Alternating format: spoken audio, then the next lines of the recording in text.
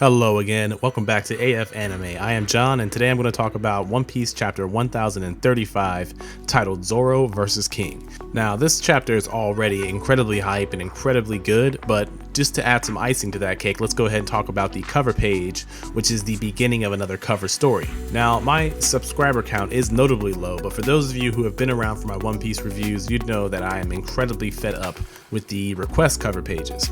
I mean, they do kind of serve a purpose in the sense that they give us some cool visuals and also seem to kind of bolster the kind of unique feel to One Piece that we've come to know and love. However, I can't help but feel like this late in the game or this close to the end of the story, these opening pages could be better utilized for Oda to show us some of the ongoing unresolved plots that we've had, some of the characters who haven't been addressed in a while, or possibly even to set up certain characters who have no reason or excuse to be in a upcoming or future conflict. One example of this being successfully done would be Caribou, who just helped Luffy to recover and get back into the fight with Kaido. We saw his cover story a long time ago, and it set him up to be in Wano when otherwise you'd have no reason to expect that. Also, there's the Inaru situation where a lot of people believe that his cover story might have been one of the most important and also one of the most key indicators that he would probably be relevant again by the end of One Piece. Alright, so in any case, I've babbled on enough about my excitement for the end of the request cover pages long enough.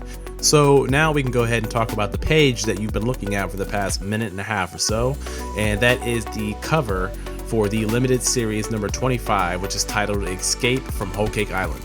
Now, given the German Kingdom being present on this image, it is implied that the story is probably going to follow them in their escape from Whole Cake Island. However, I do think there is some room for the Jinbei story as well. Obviously, from the panel you're looking at here, this is just the Germa and their floating kingdom escaping from Whole Cake Island.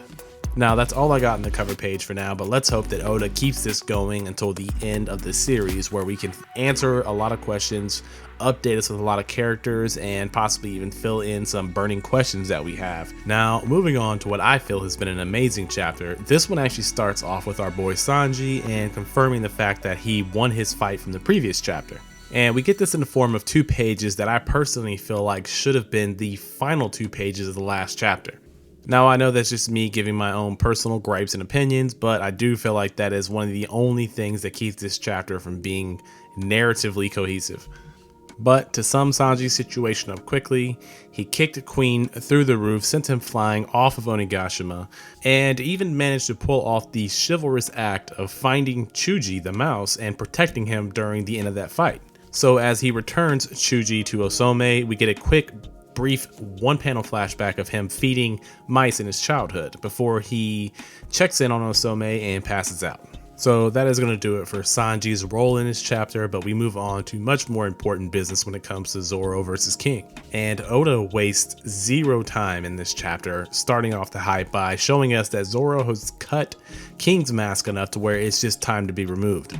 And when we finally get the reveal of this character who's been masked since their initial introduction in the series, I think it's fair to say that there are some striking similarities between his design and that of the Shandians, most notably being the dark skin and the tattoos. Now, there is obviously more to discuss in regards to King's appearance, but for now let's move on with the chapter. We'll cover that in the discussion. Now, it seems that in a similar fashion to how he defeated Pika, Zoro is actually using his brain to discern how King's abilities work, or at least his offensive and defensive capabilities. And as Zoro mentions this to himself, we see that some of the fodder that he knocked out with his Conqueror's Haki are coming to and realizing that King is of a certain race that is so wanted by the government that the mere tip of their presence or existence could get them 100 million berries. Anyways, he overhears their discussion, takes it as a sign of betrayal, and then attacks them with a move called Imperial Flaming Wings. And after setting them and the floor that he's on fire, he flies up to attack Zoro on the higher floor. And there's an entire page of some pretty intense exchanges, of which I'm sure will be incredibly good when the anime version of this fight comes out. After that, Zoro realizes that if he extends the fight any longer, then Enma is going to possibly kill him. And then we have King on the other hand, who realizes that Zoro is actually a threat to the well-being of himself and his crew. And as Zoro begins to charge up his Purgatory Onigiri attack, King makes the foolish statement saying that Kaido is the man who's going to become king of the pirates. And this does a good job of showing the parallels between these two characters before this fight is possibly concluded. More on those parallels towards the discussion part of the video, but for now, the next page goes on to a flashback. Now, this flashback of Kaido and King is relatively short, but it has a lot of impact with the one page that we're given. We can see that King, or Albert as he used to go by, is a captive of the world government at the same time Kaido is. And since he is a Lunarian, the world government has no intention on letting him go and is in fact running endurance tests on him. Now, I'm pretty sure that Kaido went through the exact same thing. It's unclear at this point how he is walking around doing his own thing, but he decides to break Albert, or now known as King, out of his restraints and to take him off to start his new pirate crew. And I gotta say that there are some striking similarities here between Luffy and Zoro first meeting and King and Kaido first meeting. In any case, we see them walking away from whatever facility or area they're being held at, with some announcement going off that the quote-unquote subjects have escaped. So I would say that my best guess for the situation is that this is in fact where Vegapunk was doing tests on Kaido, or at least collecting his DNA. And another thing that I want to mention before we get back to the current events of the chapter, Kaido for some reason is giving me some incredibly Roger-esque vibes for the few panels we get to see him in this chapter. Let me know in the comment section down below if you agree with me or if you think that there might be some reasoning for Oda to draw Kaido in that fashion. In any case, we go back to the present exactly where we left off, and Zoro launches his Purgatory Onigiri attack. Now, it is unsuccessful in connecting, but Zoro is carefully watching King, whose flames return to his back, and Zoro correctly rationalizes that he's back into a defensive mode. And when he launches the attack, the Imperial Flaming Wings, Zoro actually motions to dodge it. And as he does, King swoops in for an attack with his blade. And when Zoro meets his blades with his own three, he reactivates that Saw type ability that we saw with Sasaki earlier.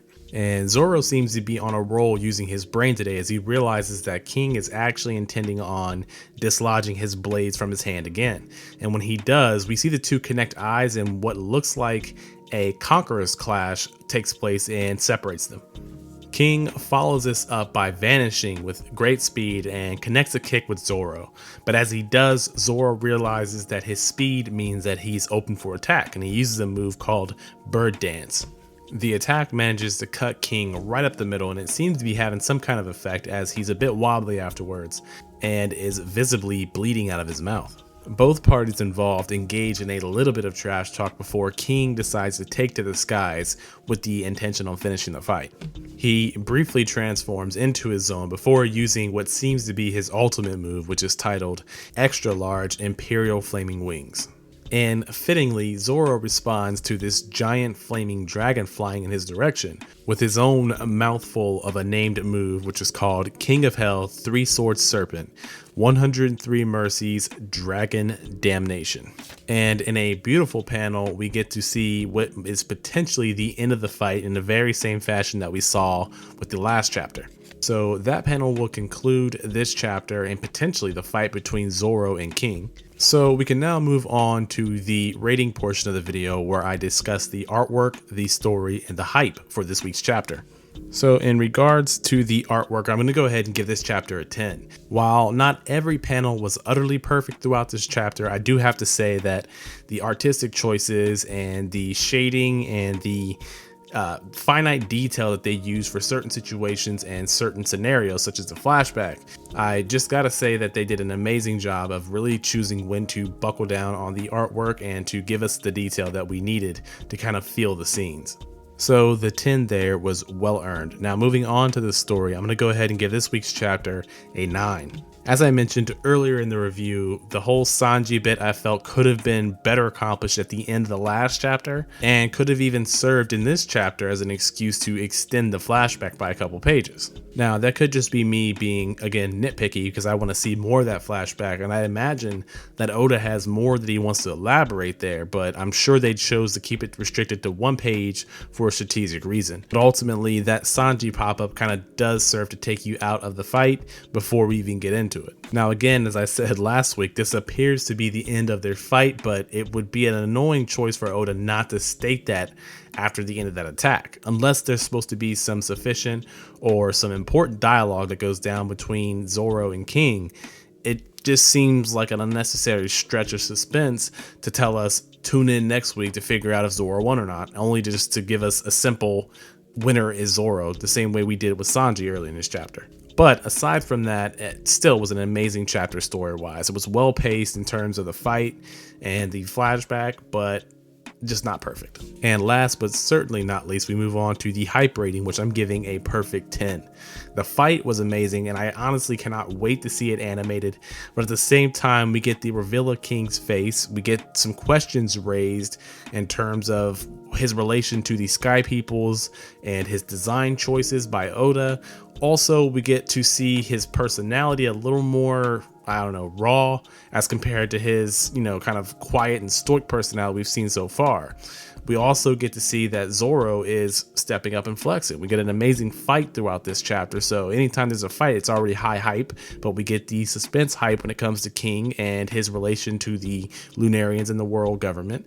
We get the flashback hype in the form of seeing a young Kaido with a lot of spunk and enthusiasm in a similar vein to where we saw Roger and Luffy when they started their journeys. And then the final two attacks for this chapter were just amazing. I mean, the hype hands down manages to take over the Sanji fight by leagues, for me at least. So yeah, when it comes to the hype for this chapter, I'm giving it a 10, and it is well earned. So that gives this chapter an overall 9.6, which is up there in one of the highest chapters that we've had in a long time. So now we move on to the discussion part of the video. And the first thing that's worth discussing here is going to be about King's race, the Lunarians. Now, after finally seeing their design, it is clear that they share a lot of similarities to the Sky Peoples that we've seen so far. And I think this kind of really drives it home to showing us that the differences between these winged races and their relation to the humans of the One Piece world, or the world government in particular, it seems that they have a very important role in relation to the other races such as the ogres, the Tontata, the fishmen, and all that, as well as the humans.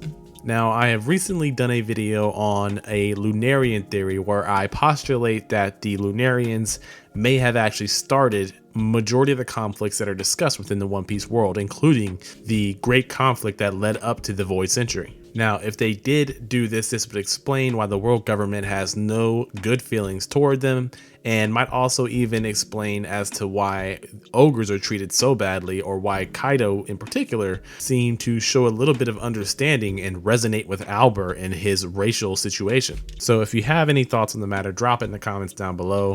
For now, the next thing I want to talk about is the similarities between Kaido, Luffy, and Roger, or at the very least in terms of his recruitment of Albert in this chapter. I feel like that's not an accident in any way, shape, or form, and maybe we'll get Kaido's backstory here shortly, or maybe we'll some point learn to understand why he's drinking so much now, or why he seems to be so depressed. I mean, while the interaction between Albert and young Kaido was very interesting and even heartwarming to some extent, it doesn't necessarily jive with the Kaido we know at the current point in time, where he doesn't seem as, I don't know, enthusiastic about changing the world. He just wants to start a great fight and he wants to die. So it'll be interesting to see how he lost his desire to be the king of pirates, or if somehow his desire to die or to leave a legacy has to do with him being king of the pirates. So it's just a very interesting dynamic there, and I can't help but wonder if Oda kind of just wrote himself into a corner when it comes to Kaido and his, desire to die or his desire to start a great war. I mean, one thing is for sure, during this chapter's flashback, it seems like they want us to sympathize with King a little bit before he gets defeated by Zoro. So let me know in the comment section down below why you think that is. Why does Oda want us to relate to this character? And is it possible that, as I postulated in that theory video, that race relations are incredibly important within the world of One Piece, how it was established, and how it's going to end? In any case, I've gone on long enough. I've taken up enough of your time if you're still here watching the video. Thank you very much for tuning in. If you guys enjoyed my ramblings, please like, share, and subscribe. I would greatly appreciate it. Drop some comments down below on your thoughts on the chapter, or what your thoughts are on King's Lunarian race. Once again, thank you very much for tuning in. This has been John from AF Anime, and I'll catch you guys in the next video.